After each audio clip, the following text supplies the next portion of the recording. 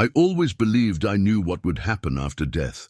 I spent years studying the spiritual world, practicing communication with spirits, guiding others to understand what I thought was the ultimate truth. I was certain that the afterlife was a realm of peace, of guidance, of enlightenment. But I was wrong, terribly wrong. The night it happened, something felt off. At first it was just a sensation, an unusual stillness in the air, a pressure that I couldn't explain. The lights in my house flickered once, twice. A whisper of static passed through my speakers. I had experienced things like this before, subtle signs from the other side, or so I thought. But this time, it felt different. I brushed it off. Maybe I was just tired. Maybe my mind was playing tricks on me. So I went about my night as usual, completely unaware that it would be my last. Then it happened. It wasn't dramatic. There was no warning, no pain. One moment I was standing, the next I wasn't. Everything around me twisted and collapsed into darkness. My body felt like it had been ripped from reality itself. No breath, no heartbeat, no sound, just silence. For a moment I thought I was dreaming. I reached out, but my hands found nothing. My legs felt weightless, disconnected from anything solid. The darkness around me wasn't just an absence of light. It was something deeper, heavier, as if I had been swallowed by emptiness itself. And then I heard them. Voices. At first, they were distant, murmuring in a language I didn't understand. But as they grew louder, I realized I recognized some of them. Names I hadn't spoken in years. People I had once known. People who had crossed over. But their voices were strange. Hollow, like echoes bouncing off unseen walls. I tried to speak, tried to ask where I was, what was happening, but no words came out. My voice, my very sense of self, felt muted, insignificant against the vastness around me. Then something shifted. A glow appeared in the distance. Not the brilliant, comforting light I had expected, not the tunnel I had so often described to others. This light was different, faint, uncertain, as if it wasn't meant to be there. I felt something pulling me toward it, a force beyond my control. My feet, or whatever part of me remained, moved on their own. The voices faded. The darkness seemed to pulse, contracting and expanding like a living thing. As I drew closer, I saw something. A figure. But it wasn't clear. It flickered, shifting between presence and absence, like a shadow cast by an invisible flame. I wanted to run, to stop moving, to resist whatever was pulling me forward, but I couldn't. And then, for the first time, I felt it. Not fear, not pain. Something deeper. A presence. Watching, waiting, measuring every thought, every memory, every hidden truth buried inside me.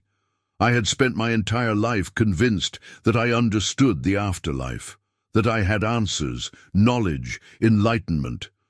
But in that moment, I realized something that sent a cold terror through my very being. I knew nothing, and whatever was waiting for me in the light, it knew everything.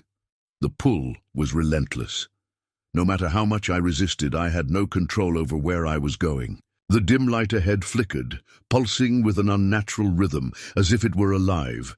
It wasn't warm, nor did it offer comfort. Instead, it felt cold, analytical, watching me as much as I was watching it. As I drew closer, my surroundings began to change. The oppressive darkness started shifting, swirling like smoke, forming vague shapes that I couldn't fully comprehend. I had always believed that the spirit world was structured, organized, a place where souls moved with purpose. But here, everything was disjointed. Time didn't flow as it should. One moment, I felt like I had just arrived. The next, it felt like I had been there for eternity. Then I saw them, silhouettes barely visible against the dim glow. At first, I thought they were spirits, other souls who had crossed over. But something was wrong. They didn't move like people. They drifted, some twitching unnaturally, as if struggling to remain in one place. Others stretched and distorted, as though they were being pulled apart and reassembled over and over again. A voice whispered, but it wasn't external. It was inside me, a thought that didn't belong to me. You were wrong. A shiver ran through what I could only assume was my consciousness. More whispers followed, overlapping, speaking words I didn't recognize, yet somehow understood. We waited. You will see.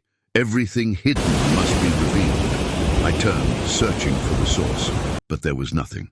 Only shifting shadows, empty voids where faces should be. Panic rose inside me.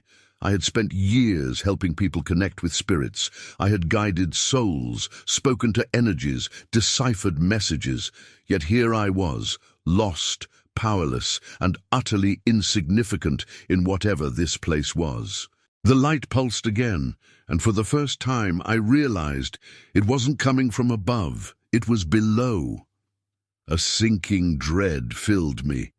Everything I had ever read, every account of near-death experiences, always spoke of the light above, a welcoming, radiance drawing souls toward peace. But this light, it was beneath me, stretching like an open maw, swallowing everything in its path. I tried to stop moving, tried to fight the pull, but my form, whatever I had become, refused to obey, and then the shadows moved. One of them reached toward me. It didn't have a face, didn't have hands, but I felt it grasp me. Cold seeped into me, not the kind that made skin shiver, but something deeper. A void, an absence of everything warm, everything familiar. I struggled. I had to escape. But the more I fought, the stronger the grip became. A memory surfaced unbidden, a séance years ago. A woman had come to me, desperate to contact her son. I had guided her, reassured her that he was at peace, that he was in the light. But now, as this thing clung to me, I heard his voice. You lied. The whisper came from the darkness. I tried to deny it, but the memory wouldn't fade. I had always believed my intentions were good, that my guidance had helped people, but what if I had been wrong? What if my assurances had led them away from something they needed to face? The weight of it crushed me. Regret, fear, shame, all. Things I thought I had left behind now consumed me. The light below flared. The voices rose in an eerie, discordant hum. And then everything stopped. The shadows froze. The whispers silenced. The pull vanished. Something else was here. A presence. It wasn't like the others. It didn't move or shift like a broken reflection. It was solid, unwavering, and it was looking directly. At me, I couldn't see its face, but I felt its gaze. It saw through me beyond every lie I had ever told, every belief I had held on to so tightly, and for the first time in my existence, I felt completely exposed. Then it spoke, not in whispers, not in fragmented thoughts, but in a voice that shook everything around me. "Do you know me?" My mind reeled. The words weren't a question. They were a statement, a judgment. I tried to respond, but my thoughts were scattered. Did I know this presence? Had I ever truly known it? I had spent my life believing in the spirit world, believing in energy, in guides, in reincarnation. But this was not a guide. This was not a spirit whispering in the dark. This was something else entirely. A second passed, an eternity, stretched, and then it stepped forward. The glow around it intensified, pushing back the darkness. The shadows recoiled, retreating into the void. I wanted to look away, but I couldn't, because in that moment I knew exactly who it was, and I understood. Everything I had believed was a lie. I couldn't move. The presence before me was unlike anything I had ever encountered. It wasn't a ghost. It wasn't an energy or an entity I could classify. It wasn't a vision shaped by my beliefs. It simply was a force so absolute, so overwhelming, that my very existence seemed to shrink beneath its gaze. It stepped forward, and with every movement, the space around it shifted. The shadows recoiled, the whispers fell silent, and even the light below dimmed, as if its presence alone had the power to command everything around it. Do you know me? The words rang inside me, not spoken, but imprinted directly onto my being. They echoed in my thoughts, in my memories, twisting through every certainty I had ever held. Do I know you? My mind scrambled for an answer. I had spent my life seeking knowledge about the spiritual world, connecting with spirits, guiding others through their own journeys of discovery. But this wasn't what I had prepared for. I tried to speak, but my voice didn't exist. Here, the presence moved again, closing the distance between us, and then it happened. I saw myself, not as I had imagined. Not as the person I thought I was. I saw everything, every decision, every word spoken, every action, laid bare, unfiltered, undeniable. I saw the moments I had ignored the truth in favor of what was comfortable. I saw the times I had twisted meaning to fit my own beliefs. I saw every instance where I had told someone what they wanted to hear instead of what they needed to know. I had believed I was helping, that my intentions were pure. But here, in the presence of this, intention meant nothing. Only truth remained. Do you know me? The question came again, and this time the weight of it nearly crushed me, because I understood. It wasn't asking if I had heard of it.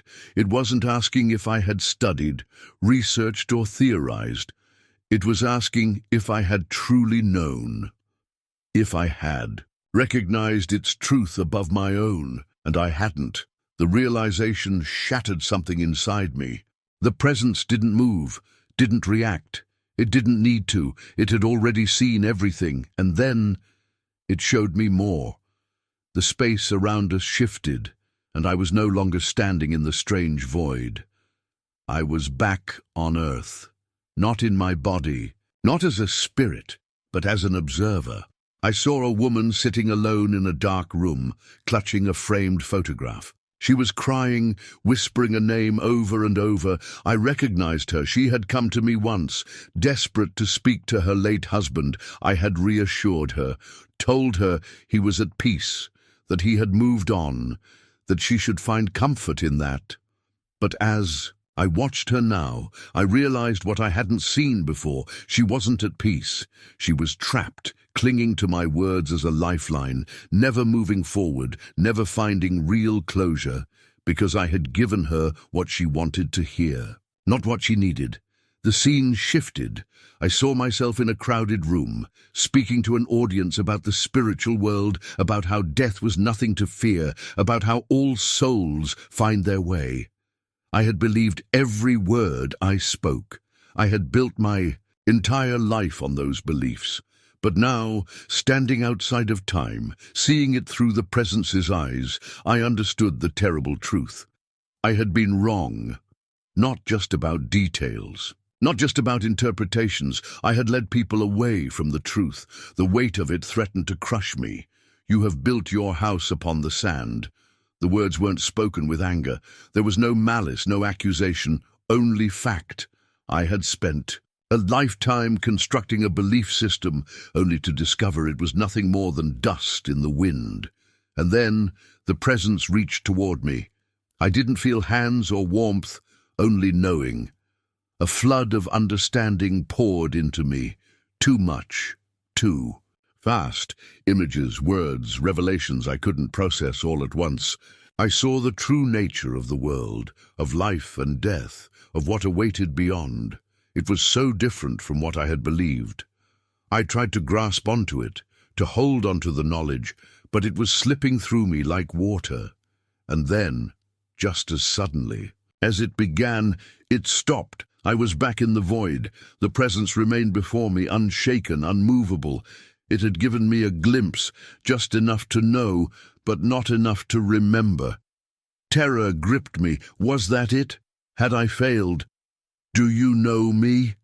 The question came a final time, and this time I had no answer, because knowing of something and truly knowing it are two different things, and for all my years of searching, for all my knowledge and certainty, I had never truly known. The presence remained still, No judgment, no anger, only truth. And then it turned away. The void trembled, the shadows pulsed. The light below flared. Something was happening, something final, and I wasn't ready, not for this, not for the consequences of what I had spent a lifetime ignoring. I reached out, desperate, pleading. Wait. For the first time, the presence hesitated, and then I felt it, a pull, but different this time, not toward the light, not toward the shadows, backward, a force yanking me away, tearing me from this place, wrenching me from the very fabric of whatever reality I had stepped into. I screamed, not in fear but in desperation, because I had seen the truth, and I knew I was about to forget it. The presence remained still, watching, silent, and then nothing. Darkness, silence, and then pain, a deep, burning pressure in my chest. My lungs convulsed, my body jerked. Cold air flooded into me. I was back, I was alive, but everything had changed, because for the first time in my life I understood what it meant to know. I gasped for air. My lungs burned as though I had been drowning, my chest rising and falling, in erratic spasms. Every nerve in my body screamed, my senses reawakening all at once in a violent rush. I was back. The beeping of medical monitors, the murmurs of voices just beyond my hearing, the sterile scent of a hospital room, all of it flooded into me like a crashing wave. My mind struggled to catch up, to make sense of what had just happened. Had it been a dream, a hallucination? No, I could still feel it. The weight of what I had seen, the undeniable presence of something greater than anything I had ever imagined. It clung to me, carved into the very core of my being. I tried to move, but my limbs were weak, unresponsive. A nurse appeared beside me, her face a mix of shock and relief. "You're awake," she said softly, as if afraid I might slip away again. "We thought we lost you." I wanted to respond, to tell her I had been lost, that I had seen something, that no words could fully capture, but the words wouldn't come. My throat was raw, my mind still reeling. She pressed a button, calling for the doctor. Moments later, more people flooded into the room. Doctors, nurses, their expressions shifting between amazement and professional urgency.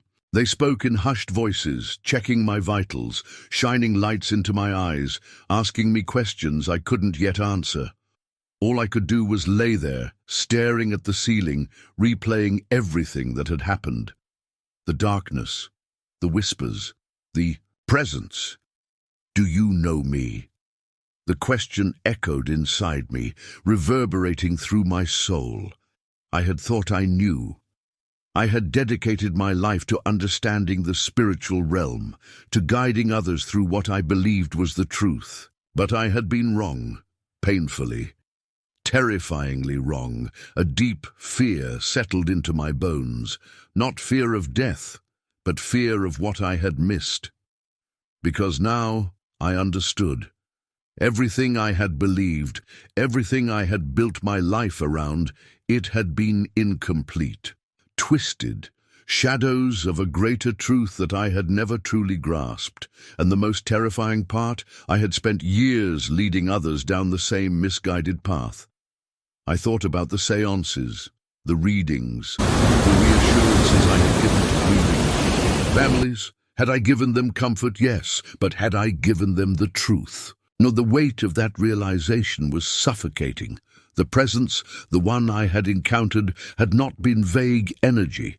It had not been an impersonal force of the universe. It had been a being of unimaginable power, of absolute authority. And I had spent my life denying it. The doctors continued their examinations, oblivious to the storm raging inside me. One of them finally addressed me. "You were clinically dead for 7 minutes," he said, shaking his head in disbelief. "Frankly, we don't know how you came back.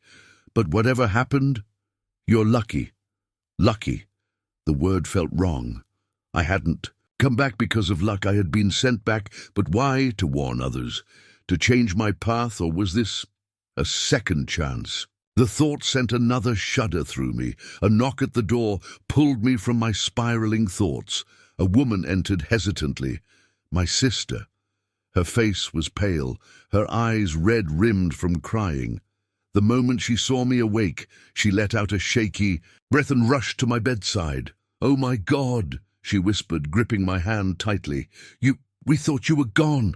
I squeezed her hand back, struggling to find the right words. "I was," I rasped. She stiffened. I looked into her eyes, and for the first time in my life I felt like a stranger to my own family. How could I explain what I had seen? How could I make her understand? "I saw something," I whispered. "Something real." She nodded, expecting to hear the same things I had always preached, that I had seen loved ones, that I had felt peace, that I had experienced confirmation of everything I had believed, but this time I had no comforting lies to tell her. Instead, I said, "I was wrong." Her expression shifted. Confusion. Concern. I struggled to sit up, ignoring the protests of my weakened body. I needed to tell her, needed someone to hear what I had seen before it faded like a dream, slipping from memory. "I thought I understood the afterlife," I said, my voice hoarse. "But I didn't. I didn't know the truth." She frowned. "What are you talking about?" I swallowed hard. "There's something out there," I said, my heart pounding as I tried to put it into words. "Not just energy, not just spirits, something greater." My sister's grip on my hand loosened. I could see the doubt creeping into her expression. I forced myself to continue. "I met something," I said. "Not just a presence. Him." Her brow furrowed.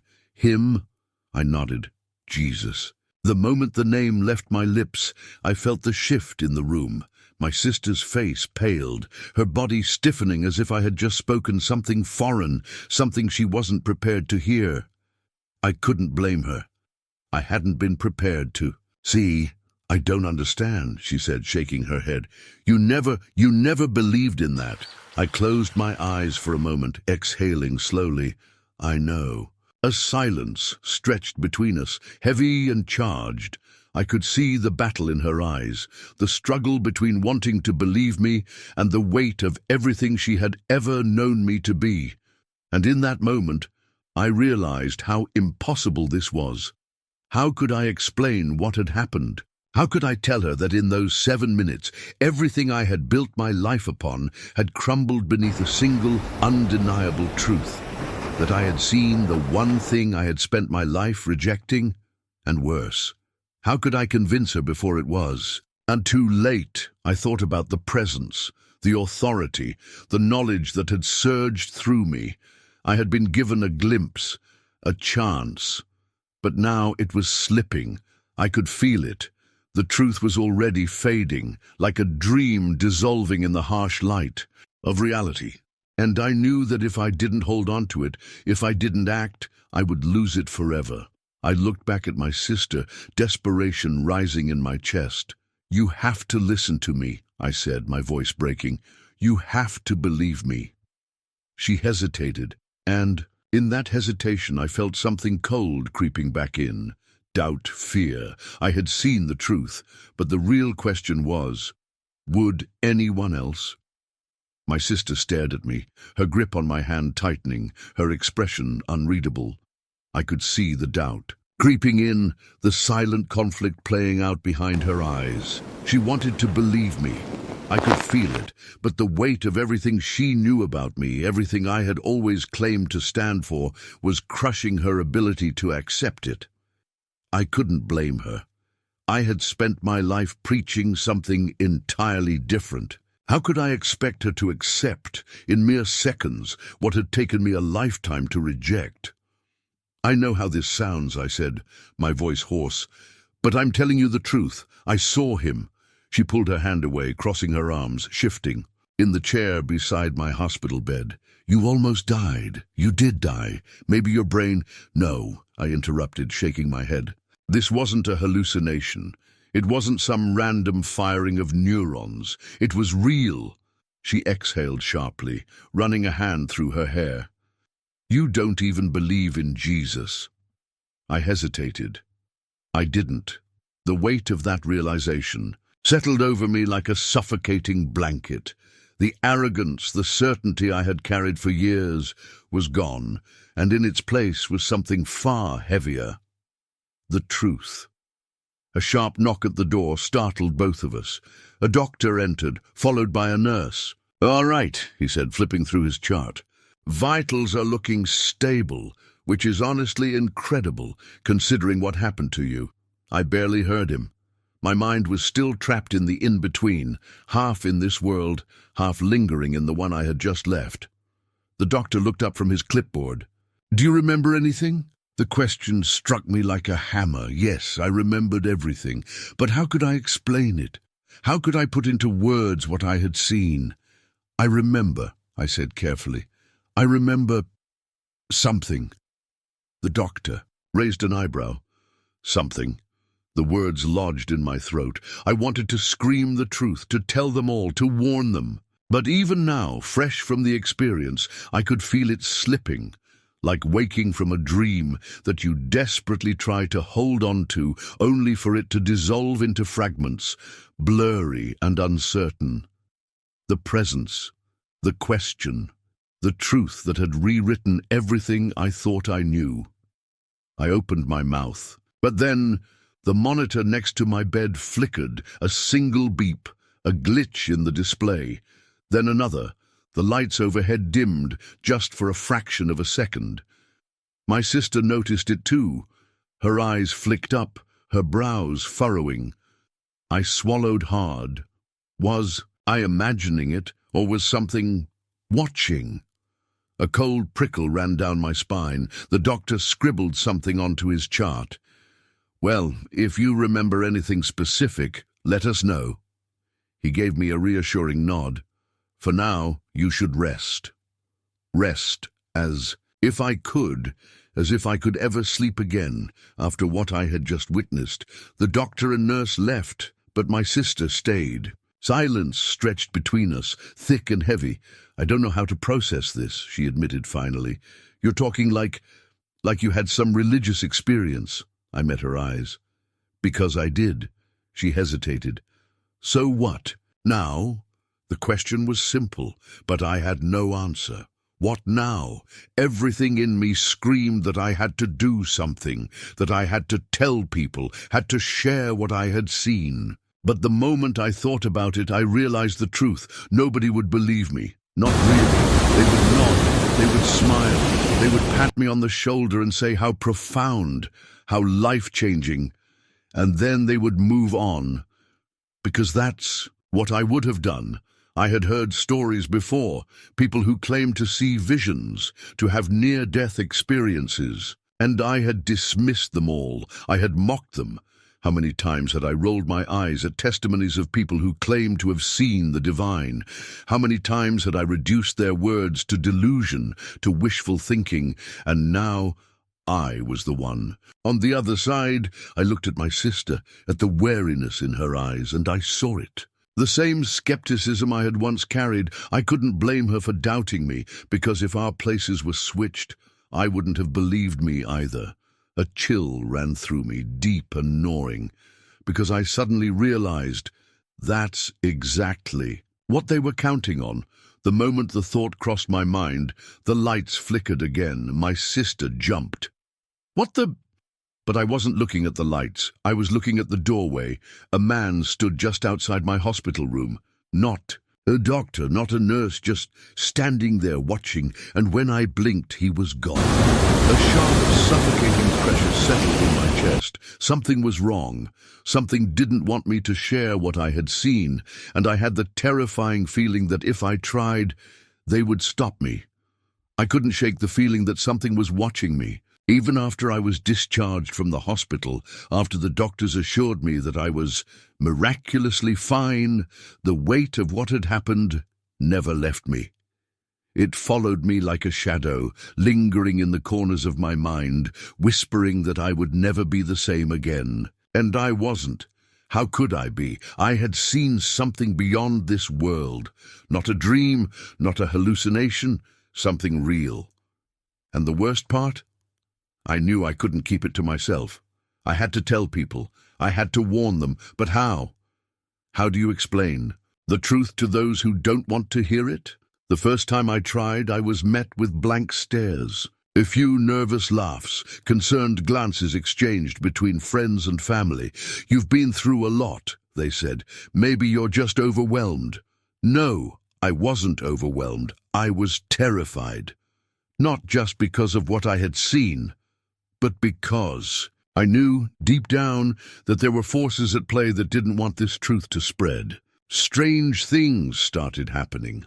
My phone glitched whenever I tried to record myself talking about it.